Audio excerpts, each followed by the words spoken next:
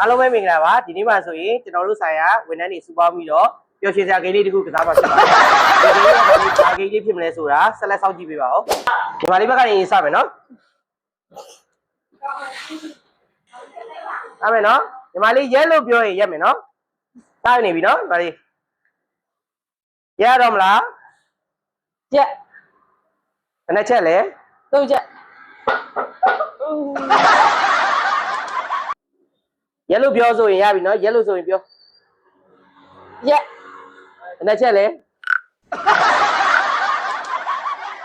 ၄ချက်ကဲစမယ်နော်ညီမလေးပထမကြောစမယ်ရက်လို့ဆိုရင်ရက်ပေးမယ်နော်ရက်လို့ရရင်ပြောမယ်နော်ရက်ဘယ်နဲ့ချက်လဲ2ချက်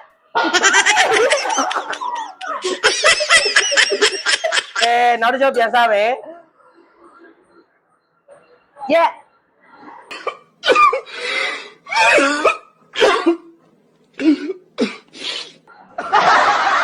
ဘယ်ချက်လဲဟမ်3ချက်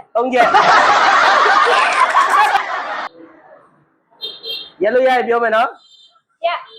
ဘယ်နဲ့ချက်လဲ9ချက်Stupid bitch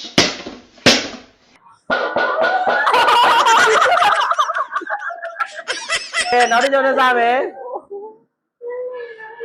ရက်လို့ရရင်ပြောမယ်နော်ရက်ဘယ်နဲ့ချက်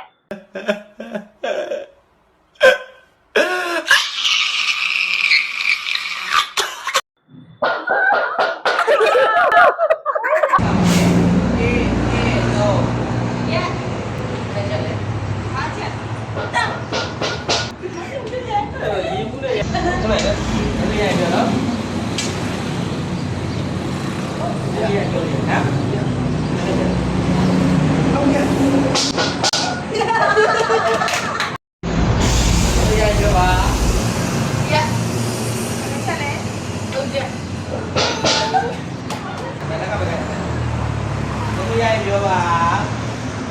ရက်တစ်ချက်နဲ့5ချက်5ချက်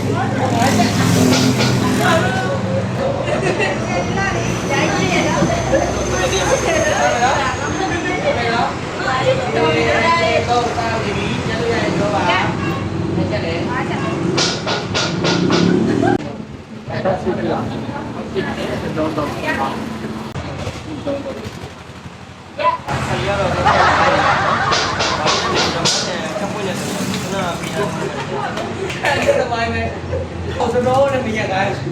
cái đó tôi dạy chưa bà